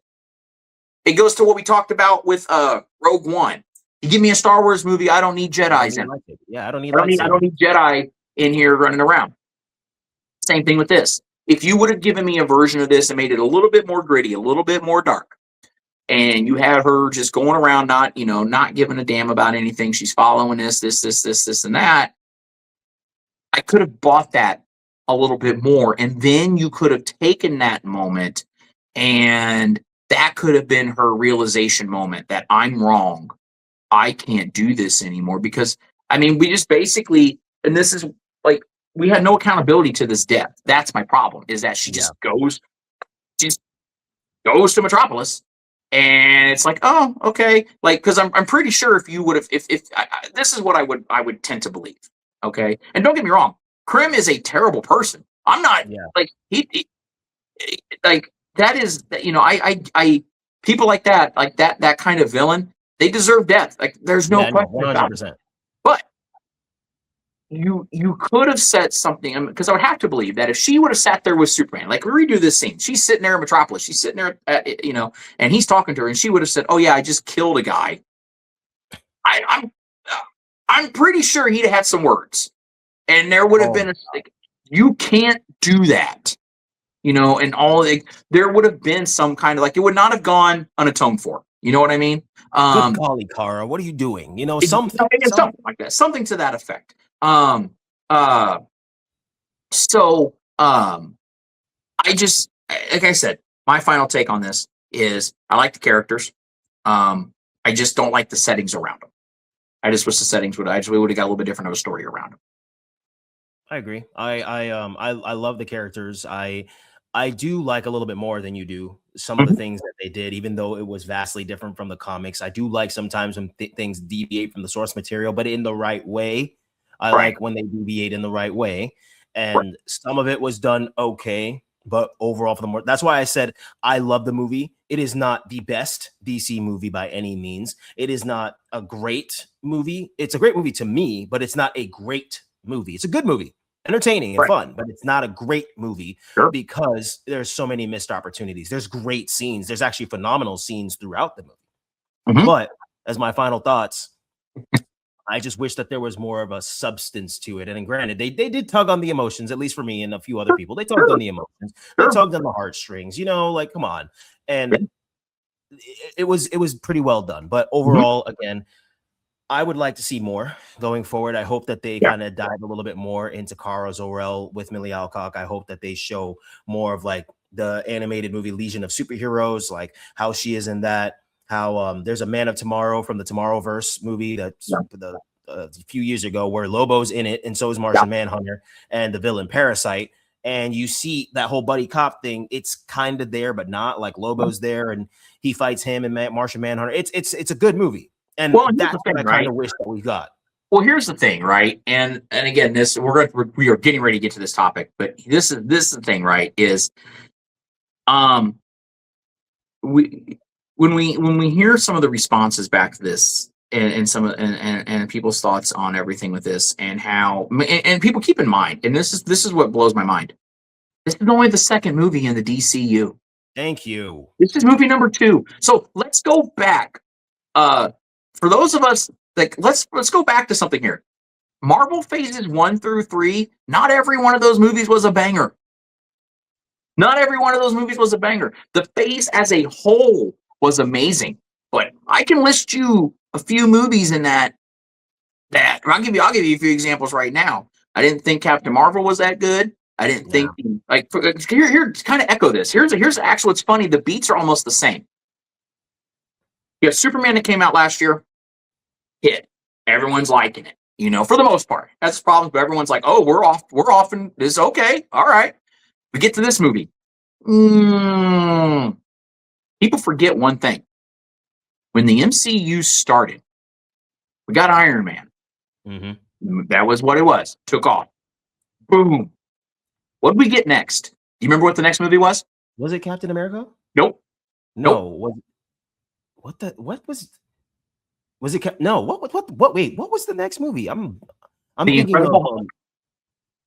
Oh Edward yeah, Norton. that's right. Okay, now here's the thing. Oh, that's right. Okay, here's the thing. That movie was not a good movie. It did not do as well. Like, it was not. And people then were like, oh no, I don't think this MCU is going to take off. And the only thing in that movie that held it together for people to go, hold on, wait a second, was the end credit. Johnny Jr. That's it. That movie. Listen, and here's the thing: a lot of people forget about that movie. You didn't even. A lot of people have kind of put that movie to the shelf. But this is the same thing. Iron Man went off and running. Get the Incredible Hulk, and people are doubting it, going, "Uh-oh." But then when we got back, people just kind of like, okay, the Hulk was there, but all right, they didn't hold that to the fire the way that they're doing this. And I think that's wrong. I think that, again, you have to look at the marathon and not the sprint. And exactly. And I'll even say this: when I've gone back and I watched the Hulk, still not a good movie, but I'm able to go back and watch it and go, oh, now I understand what that is. Yeah, I appreciate it more. I understand what that. Oh, there's a little Easter egg right there, and I didn't, because you go back and watch some of those earlier MCU movies, you weren't thinking about certain things with it until we got to the main, like Infinity Wars or Avengers, and we get to those main, we start building it more. You go back and watch these other ones, even the ones that aren't so good, and you're like, oh, right. That's right. It was this, that. Yeah. But people forget that. The second movie out of the MCU was not a banger. We're in the same kind of thing here. And I think that what my hope is that people will be patient with this process, and let's see where this goes. Let's have this conversation after Man of Tomorrow next year. Yeah. Agreed. Let's see where things go, because we got Clayface coming up next, and I think what's gonna be smart with that is it's gonna take us on a different direction. It's gonna kind of give us a break from this, and it's gonna take us from that. Give us a direction of horror too.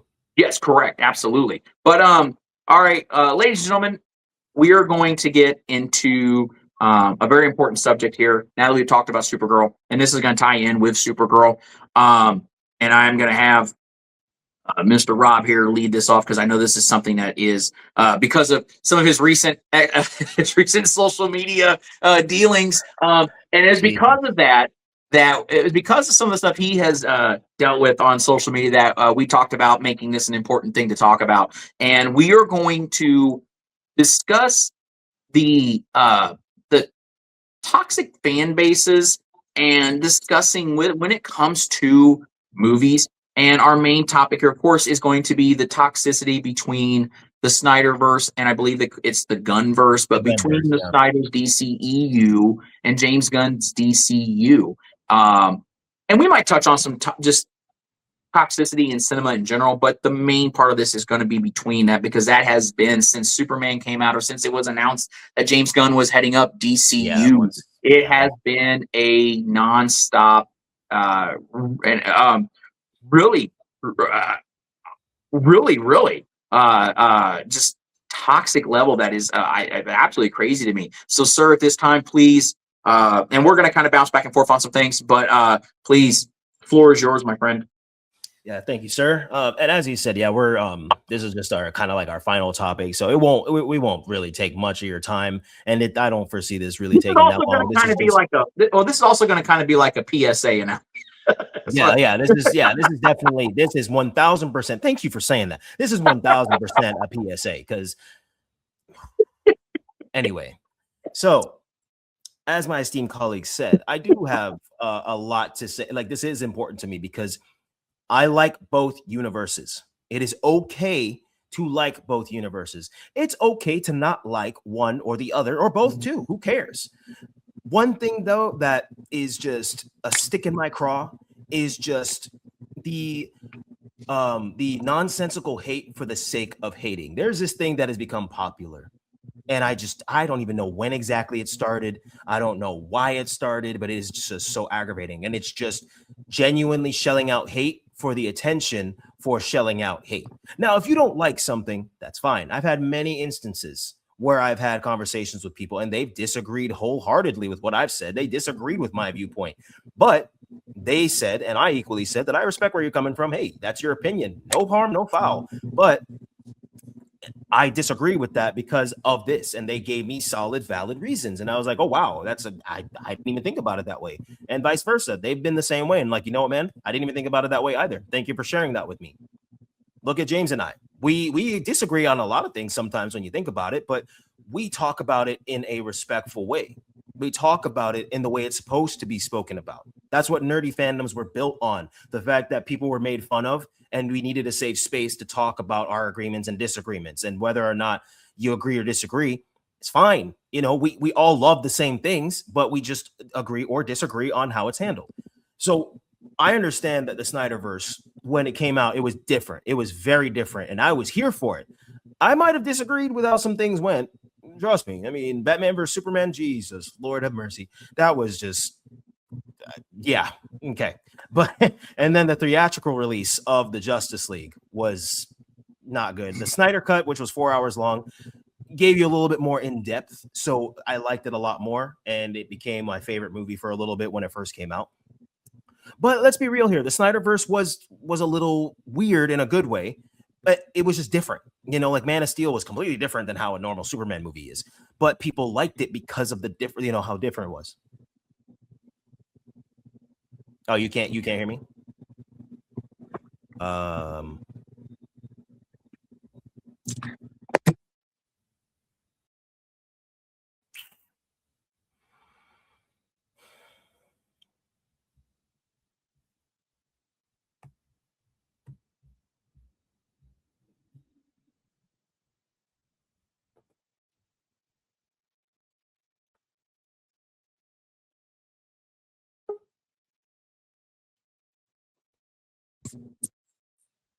Can you hear me now?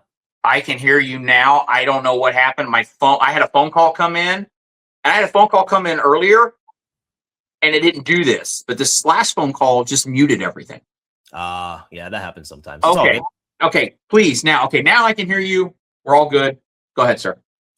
So I understand that, you know, the Snyderverse was different, right? And I was looking forward to like the nightmare universe that Zack Snyder was building, which is a great thing because it's an alternate universe where the Injustice universe comes from, where Superman loses Lois Lane and he turns evil. Like, I mean, that's what everybody wants to see. Yeah. But he just, the way how he built the universe, it was just so rushed and it was too different, I think, for the time. And so people were expecting stuff and then it just got canceled. And then here comes James Gunn entering the DCU. So I get that things are different and maybe some people don't like the lighthearted, hippy dippy, you know, kind of thing, but this is what we got now. So might as well give it a chance. I seem to recall before people were like, oh my God, this is terrible. But I mean, whatever, who knows? Maybe the next thing will be good. And, you know, Wonder Woman came out and people were like, this is great. You know, the first Aquaman came out and they were like, this isn't like the best, but this is pretty damn good. Like everybody reinvigorated their love for Aquaman because Jason Momoa did it in a different way. Sure. It's just, there's no need for bashing on somebody's appearance or their religious affiliation or their race or their culture because they just disagree with you on a viewpoint, or even better, just because they have their own opinion. Like there's no need for it. Like there's just absolutely that we claim to love these superheroes and these villains and these stories that talk about bringing people together and fighting for what you believe in and being the voice of reason and all this other stuff. How can we say that, but then act this way and be these like massive keyboard warriors that just want to attack people just for the sake of attacking people? It's just not cohesive and conducive for the human psyche, and nor is it going to further us as a human race. I had somebody comment and they disagreed with me on something. And then we kind of went back and forth, and they're like, "Oh, well, you're a paid shill," and it's like that's such a stupid that's such a stupid term. And then another person, they kind of came at me, and we went back and forth, and I was like, you know what, man, I even though I disagree with you, I completely respect where you're coming from, because he said his comment in a way that was respectful. And then the next comment right after that, even Jen was like, "Wow, the human race is screwed because this is crazy." The next comment, he was like, "Oh, you need to stop lying to people and tell them the movie was good when it was actually a piece of trash." It's like, what did we just go back and forth about, bro? We literally just came to an understanding, and then you just completely like, it's just, it's never going to go away, unfortunately. It's just these people just feel like everybody feels like they have a voice, which they do, right? Look at you and me. We have opinions about movies. We're doing movie reviews. We're doing all these podcast talks. Yeah, that's cool. Just because you have some sort of a notion of an opinion about something doesn't mean that you need to throw it in somebody's face. I'm not going to throw something in your face. You're not going to throw something in my face. There's no need for that. And I just think that all of these fandoms, the reason why a lot of things are down, or there's not as much engagement, or this, that, and the third, is because people are going out of their way to make it so that these things don't succeed. And I don't know when that came into play into this world, like what shift we went into to where people just like, you know what? Even though I'm a fan of this, I'm going to purposely dog on it so that it doesn't see the light of day. Like, does that make sense? No, absolutely. Well, here's the thing. Here's what I want to just say. We need to remind ourselves as adults, we need to remind ourselves one important thing. Guys, this is make-believe. It's all a fantasy. It's cinema. It is not the real world. Okay. Like, calm down. And what amazes me is individuals that get fired up on make-believe things. It's okay.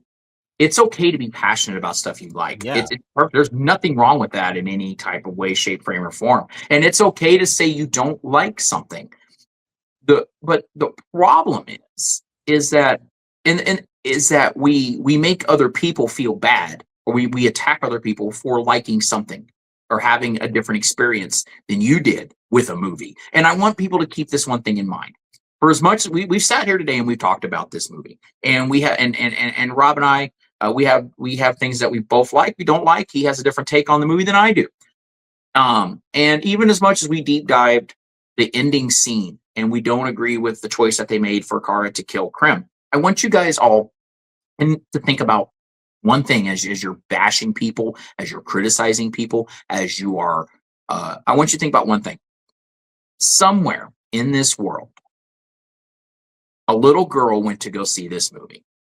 Whether her mom took her, her dad took her, mom or dad took together, friend, whatever the case may be. And she sees a strong female, a heroine, on the big screen. And this could be this little girl's first time ever seeing this. And this is what, and for her, this motivates this young girl to go do something amazing. This motivates this girl to be a superhero herself. Okay. She may walk out of there and want to go buy all the Supergirl shirts and have the costumes and all these things.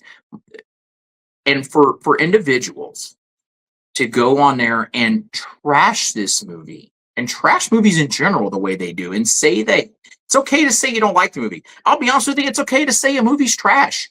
But to go on and criticize people that like it, it's like, it would be like sitting down with that little girl, if you could, and tell her she's wrong for liking this movie. Trash, for liking trash.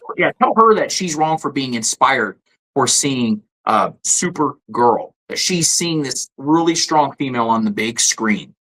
You know, in a world where it's a lot of it is the percentage is strong male characters. This little girl's getting inspired by seeing her face on the screen. Tell her she's wrong for that. That's the problem with so much of this, is that we slam that down and we don't realize the wonderful thing about movies, right, is that, yeah, it's fantasy, it's make-believe. But the wonderful thing about movies is that they leave you with something. You go and see these movies, they're special places for you. For example, the '89 Batman movie. That's the greatest movie of all time to me because that's the first movie my dad took me to go see. We all have these things in this world, right? Where the movies, same thing with song and music, that they take us to a place in time in our lives. We leave with a feeling of cinema. We leave with all these things. And if you are out there and you liked Supergirl and you absolutely loved it and you thought it was the greatest thing ever, I am so happy that you love this movie. I wish I could love it the same way as you. I really, really do. But I'm happy I'm happy. And if I were to engage in a conversation with you, I would love to know why. I had somebody tell me this, and again, I had someone tell me years ago that Terminator 2 was trash. Terminator 2 was one of the worst movies ever made. That's now, we all know, majority of people know, Terminator 2 is one of the greatest movies ever made. But, and I kind of remember a little bit of this conversation with this guy, but when he's telling me about it, I didn't sit there and go, oh my gosh. I said, you know what? I can dig it. I get what you're saying, man. I can understand that. It's just, that's how we need to be with people. Because what we don't realize is when we say the things that we do, we could possibly be taking away someone's love for movies, someone's love for going to see these things. And I understand that we also live in a world where some of these actors, actresses, they don't handle their PR right. And they say certain things. And I know that from what I've understood, I believe that Miss Alcock, I believe she said something. I believe there was some controversy. She had made some comments about something that kind of took people away from the theaters. And I will say this, there needs to be accountability on those ends. If I am an actor and I am in a big tentpole movie, I'm in this big budgeted movie, I'm just saying, hey, it's a good movie, go see it.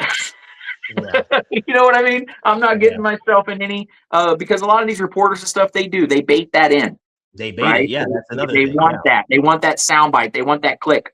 But I understand why some people don't want to go see certain movies because of what the actors say, the real person says, or whatever happened. I for example, with the Flash movie, because of Ezra Miller's personal life choices, I definitely understand that. Completely agree with it. But we have to be just mindful is that people are inspired by things that you aren't sometimes, and people's takeaways, we all don't conform to the same thing. And just because someone likes something that you don't, that doesn't mean and I say that, I'm talking about in the world of cinema. There are obviously moral life choices and things that shouldn't be all agreed upon that you should not do and you shouldn't like. And if you do these things, and if you think this way, then yes, you are a terrible person. But in the world of movies, it's okay to not have the same experience with a movie. It's okay for one person to love a movie, one person to not like a movie. It's perfectly okay. And to everybody out there to all my Snyderverse people, I just want to say this, and I say this with all the respect and love in the world. If they wanted the Snyderverse here, it would still be here. It would still be here. Movies, my closing statement. Movies are businesses, right? They're ran by executives. They're ran by corporations. They're ran by companies. They want to make money. That's their bottom dollar. That's their bottom line. They want to make money. And if they felt the Snyderverse was going to make them money, if they felt that the Snyderverse was going to be the equivalent to the MCU, it would still be here, and James Gunn would have never have been brought up in the conversation at all. They went the way they did for a reason. Now, is that going to prove to be successful? We don't know yet. It could be another mistake, because I'll be honest, I would have loved to have seen the Snyderverse follow through more. I really would have. I think that there was opportunities there. I think that we missed the mark on a lot of this, on some of the stuff with Snyderverse, but I think when we started to see the nightmare scenes, we were onto something. We were going to go somewhere with this. And I think that they had an opportunity to kind of correct the ship a little bit. I really do. I didn't like the Black Adam movie, but I liked the end when Henry Cavill shows up, and I'm like, oh snap, we're gonna get that face off with Black Adam and Superman. How awesome would that look? How awesome would that be? Absolutely. But studios make decisions for a reason. It's the same thing with the canceled Batgirl movie. I would have loved to have seen another opportunity to see Michael Keaton as Batman again. I am all here for it. To see Brendan Fraser as Firefly, I was, when they announced, I was like, oh, this is going to be fun. Yeah, I thought that. They pulled the plug on that movie, and they did it for a reason. So it amazed me. Like, they don't realize these guys are just doing jobs. It's a job like you and me do every day. They're just doing a job. James Gunn is just doing a job. He was hired to do a job. He is a fan of all this material, be it Marvel, DC. And I mean, for everyone out there that's listening to this, who's to say, okay, he gets to live a fanboy's dream, as any of us would love to do, to be like, oh, I get to go work for a company and make the movies I grew up on with the kid and I got to enjoy. But who's to say, if you out there, that's as much as you guys criticize these things, if you were given the ball, don't know if you'd be doing this as good of a job.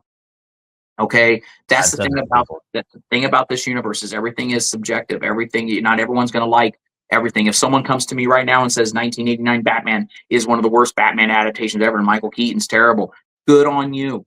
Sorry you feel that way. But hey, that's I disagree. But hey, I disagree. But hey, I get where you're coming from. You didn't like it. You didn't get it. Or if someone came to me and said, well, Christopher Reeve was not that good of a Superman. I heavily disagree. But okay, hey, I mean, I would think 90% of the population, even if you didn't watch movies, would disagree with you. But it's your right. It's okay. It's cool. I understand what you're saying. I'm not going to go on and make a post or go on to your thing and comment on you and say, oh, I don't know you from Adam. You're probably a really good person, good family person. You just have an opinion different than me. It's all right. It's all good. I am a fan. Here's the thing we don't realize. We don't realize how lucky we are. Okay, because if you go back to those times, okay, we had Christopher Reeve as Superman in the late 70s. He had he had the sequels to those, which were not that good, but it wasn't again until, think about this. I want you guys to just think about this world. Wasn't until 1989 when we got another powerhouse superhero, when Batman came out. 10 years in between that. Think of how, and then it wasn't until, you go in between all that, 1998, when we got Blade, and then it wasn't until 2000 when we got X-Men, and then it wasn't until, if you respectfully counting Blade, 2002 is when we got Spider-Man. Yep. So you have almost another decade in between. Think about the world we live in now, where since Iron Man came out, even if you actually, you say since Iron Man, but in between that and since when Man of Steel came out in 2013, how many superhero movies have we gotten? How big now does the superhero market dominate the box office? So we are really actually, at the end of the day, whether you like the Snyderverse, the Gunverse, MCU, whatever you like, don't like, we don't really realize the bigger picture of how spoiled and how awesome it is right now that we are getting all these things. Doomsday. Think about this. Did anybody ever think of a time that we would finally have the Avengers, the X-Men? We're getting all of these Fantastic Four, thank you, all of these things into one movie that we only dreamed about years ago. It's the same thing when Infinity War came out and then Endgame came out. And whatever you may think about the Snyderverse, we got a Justice League movie. Do I think it was a good movie? No. Did it have some good things? Yes. Like I had a thing with someone, they said, well, what did you think about the Snyder Cut of Justice League? And oh my gosh, the Snyder Cut really, I'm like, well, yeah, it should be good. And I joked and I said, yeah, it should be good. If I had over 4 hours to come together with the movie, I should be able to flush out all these characters in 4 hours. Yeah, that movie should be top tier. But we got these characters together. I didn't think that, I'm not a big fan of Batman vs Superman, but I'll tell you this, I was incredibly excited, and it's still fun to think about. We finally got those two characters. We finally got the two biggest superheroes of all time on the big screen together, facing off against each other. Absolutely. And I think that we take things too because we cry and pout and we don't get our way and everything, instead of just as fans coming together as fans. It's the same thing with what they did with Kelly. I think her name is Kelly Marie Tran. from Last Jedi. People didn't like her character in that movie. They sent her death threats and do all these things. Guys, she's just doing a job. She deleted all her social media. It's a job. It's the same thing you go back to when people were sending death threats to the young kid, Jake Lloyd, I think, that played Anakin, and going back to Ahmed Best that played Jar Jar. There are people that are paid to do a job. Imagine if somebody sent you death threats because of your job. You're paid, or supporting their families, or supporting their life. They don't. A lot of these guys, when they do these things, they're fans to a degree, yes, but a lot of these guys, they just look at it and go, I'm doing a job. I'm just here to clock in, clock out, and do the best thing I can do with what I'm given. And it's sad that we go to those links when, again, guys, they're playing make-believe characters. It doesn't, I love movies. Obviously, we do this show. I talk movies. I have a big passion for cinema. I love the theater stuff. I love it. But it does not, like, if I have never in the history of ever walked out of a movie theater, stopped watching a movie on my TV, wherever it may be, and went, like, this is just going to ruin my life and everything around me. The world's going to fall apart. I'm going to walk out of here and my car's not going to start, or it's just, there's going to be anarchy and I'm going to lose my job because of these things, or I'm going to whatever. I'm just throwing out whatever random things. I never had any thoughts to anything. My businesses are going to fall apart, whatever the case may be, because they're make-believe movies. It's a make-believe world. That's what cinema is, guys. Chill out. It's not that deep. You're going to go to bed that night. You're going to wake up, God willing, the next day. It's not like you go and get your paycheck and you see deductions and they go, well, Supergirl sucked really bad, so we're going to deduct $50 out of your check. Life doesn't work that way, guys. It doesn't work that way. And I feel sorry for the individuals that go on there and, like, the people that post on your stuff and say what they say and do, because it's, guys, it's not that deep. It's not. It's really, really not. I'm telling you guys this, and I'm sorry, I'm kind of rambling about some stuff, but, like, for example, I'm a superhero fan. To me, in my world, let me just put it to you guys this way: my generation, and for me, Michael Keaton is Batman. There is no better Batman than Michael Keaton. Christopher Reeve is Superman. He is Superman. He's the one that brought the character to life. He made us all. Christopher Reeve did the one thing that nobody else to this day has still done. He made us believe a man could fly. Okay? However, those to me will always be, like, Wesley Snipes to me will always be Blade. Hugh Jackman will always be Wolverine. But if you come to me, for as much as I'm a Michael Keaton fan and Michael Keaton is Batman, I liked Val Kilmer in Batman Forever. I liked Christian Bale.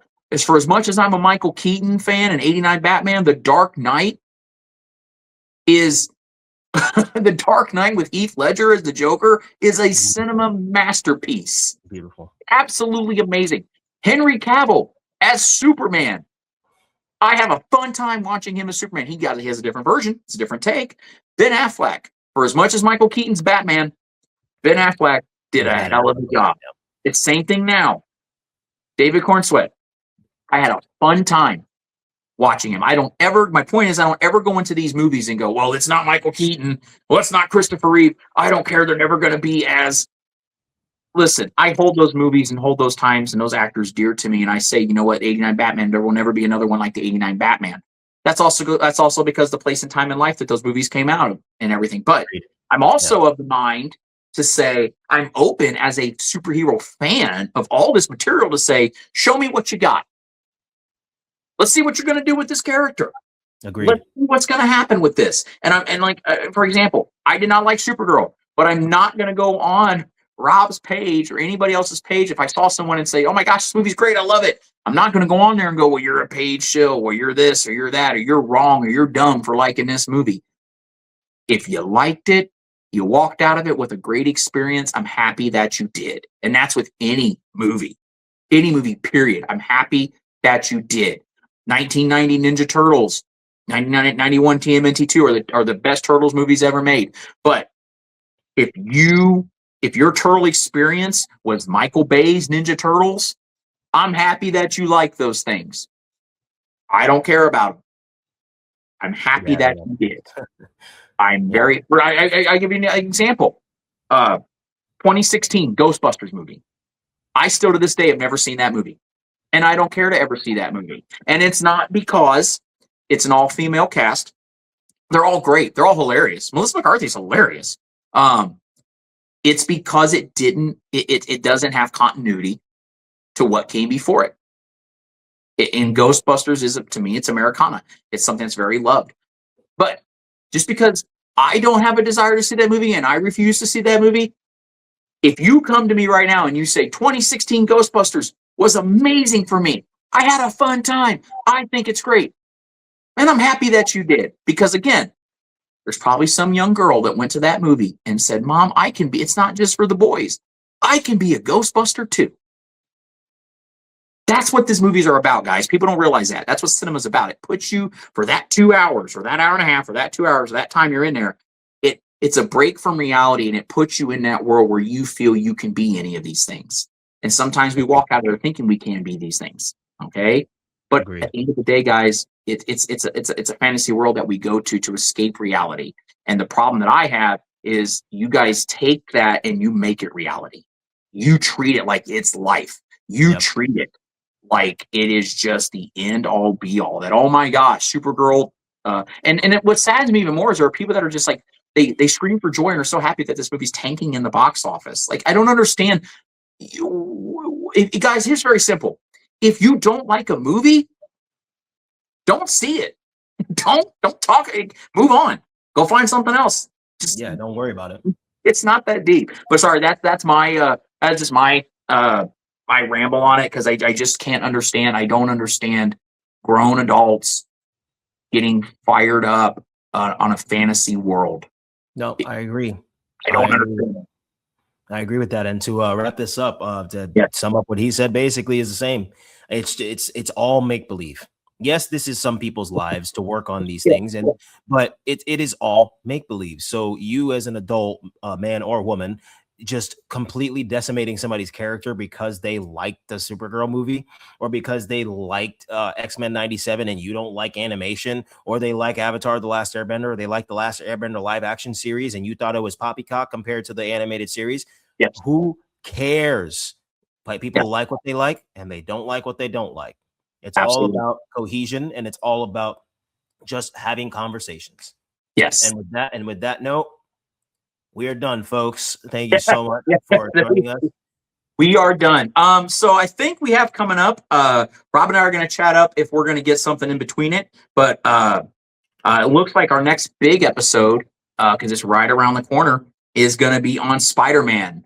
Brand new day. I am absolutely returning back to the MCU. I am absolutely looking forward to that, and I'm looking forward to our discussion that we're going to have on that. But we'll try to find something in between to chat up there. We'll find something in between that. But that is going to do it, guys, for this episode. Rob, tell them where they can find you, sir. Well, you all can find me on Facebook as Robbie Reed, Instagram, TikTok, and YouTube, The Big Rob Theory. And James, where can they find you, sir? You guys can find me on Facebook and Instagram at CineJamesMovieTalk, and make sure you also check out my channel where I do a solo dive on the movies at CineJamesMovieTalk. So thank you very much. Check that out. Yeah, and his link to his channel will be in the description box down below, as it always is. And folks, remember, it's not that serious. It's not life-threatening. It's all fun. Enjoy what you enjoy. And if you don't like what somebody else likes, that's fine too. Yes. It's all subjective. Just have fun. Yes. That's it. And I will say this real quick in closing. If you are someone out there and you do get verbally or whatever through social media or whatever it is attacked for your thoughts on movies, do not let that discourage you from going to the movies. Are a very important part. They are a really big part of our lives. I think they're a break from our reality. They're escape from the troubles that we have going on in life. Do not let any of that take away your joy from what you see on the big screen. Please do not do that. right, guys, that's gonna do it. Once again, thank you so much. We shall see you